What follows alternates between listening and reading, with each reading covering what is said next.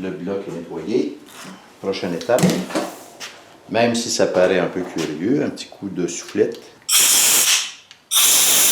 dans chacun des 10 trous où vont venir s'installer les bottes de tête pour s'assurer qu'il n'y a aucun débris, pas de liquide ni d'huile, parce que l'huile étant un liquide incompressible, je n'arriverai jamais à avoir le bon couple de serrage.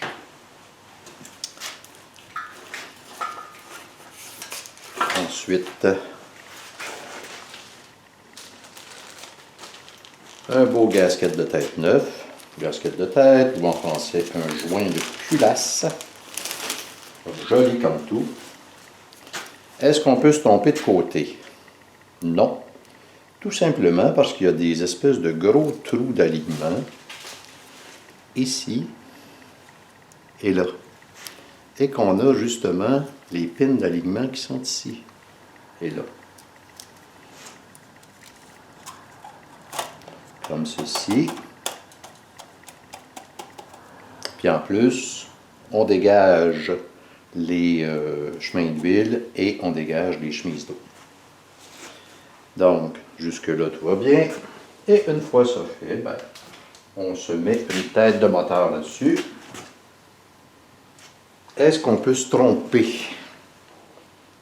Non plus, parce qu'on a dans la tête les mêmes trous guides. À éviter.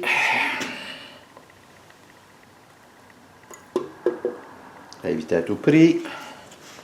Bien installé le plus droit possible pour faire en sorte qu'on ne raye pas la surface. Et voilà une belle tête de moteur installée. Donc, prochaine étape, installer les bottes. Il y en a 10 en tout. Dans un premier temps, si ma mémoire est bonne, je vais vérifier. On va serrer ça à 40 Nm. Moi, je vais y aller en 2 coups de 20. Puis ensuite, on y va en 2 fois 75 degrés sur chacune des bottes. Donc là, il va falloir que je me tripote une sorte de rapporteur d'angle parce que la mesure doit être quand même assez précise. Fin de cette partie.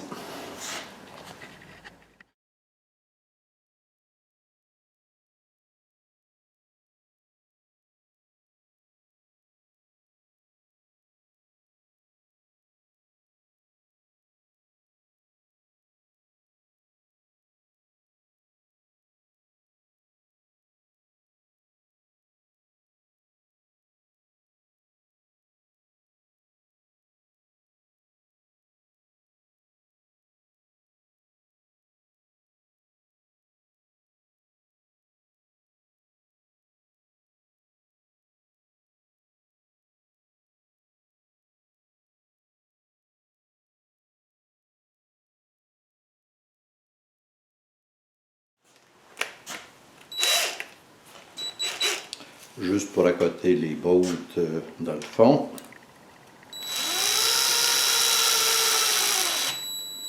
L'important, c'est de respecter l'ordre, c'est-à-dire, peu importe en fait, chaque manuel de service, on va déplacer ça un petit peu. Donc, chaque manuel de service va donner un ordre. L'important, c'est que ce soit toujours en diagonale, comme ceci, comme ceci. Donc, j'ai fait 1, 2, on va faire 3, 4, 5, 6, 7,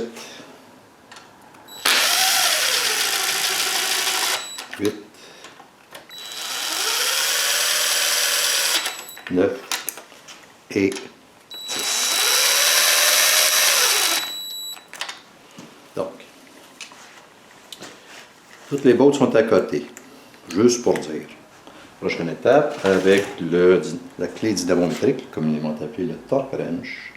Et là, à ce moment-là, je vais reprendre la même séquence. 1, 2, 3, 4, 5, 6, 7, 8, 9, 10 à 20 Nm, puis ensuite 40 Nm.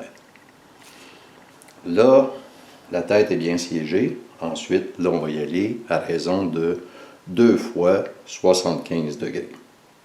75 degrés, ça a l'air ça, c'est 90 degrés. Donc ici, là, 75 degrés, c'est environ ici. Mais on ne peut pas y aller au pif. En tout cas, moi, je préfère pas y aller au pif parce qu'il faut que le couple de serrage soit bien réparti partout. Puis en y allant au pif, on n'est jamais trop sûr de notre coup. Là, ça va être une étape, entre guillemets, s'il en est une critique. C'est donc joli, un beau gasket de fer. Voilà.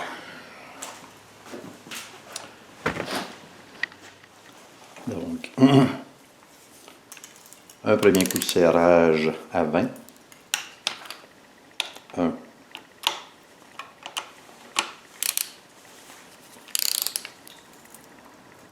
2.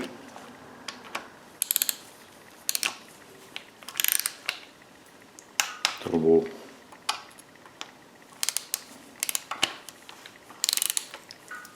4.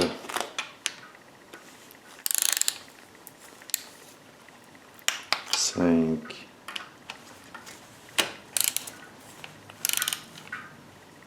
6.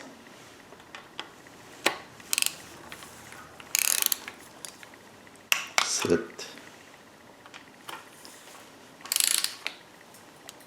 8.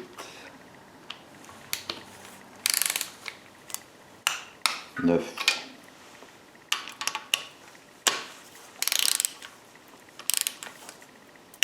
10. Pourquoi est-ce que je compte? Tout simplement, c'est l'habitude, parce que je ne veux pas resserrer la même botte 2 fois. C'est aussi simple que ça. Donc, voici ma première. Donc, que je le fasse comme ceci, ou comme ceci, Donc, que je le fasse comme ça, ou comme ça, ça n'a pas d'importance. L'important, c'est que ça se fait encore. J'ai vérifié dans le manuel de service, c'est bien 40 Nm.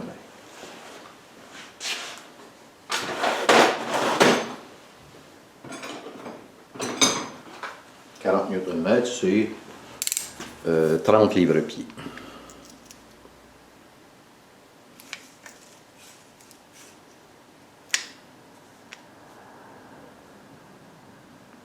Donc ça, c'est l'ajustement du gros avec l'adaptateur.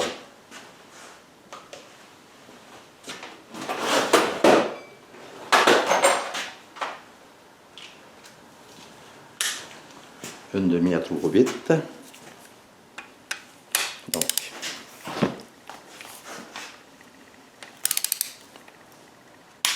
un,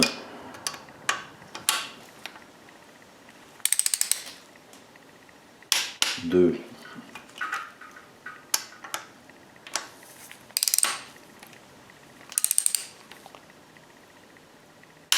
3,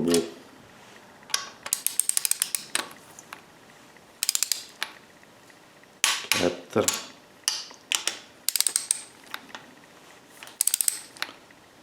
5,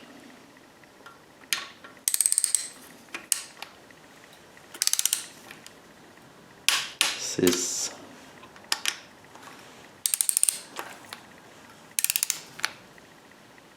7,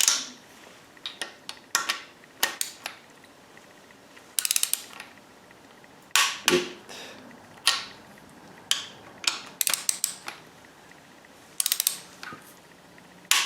9,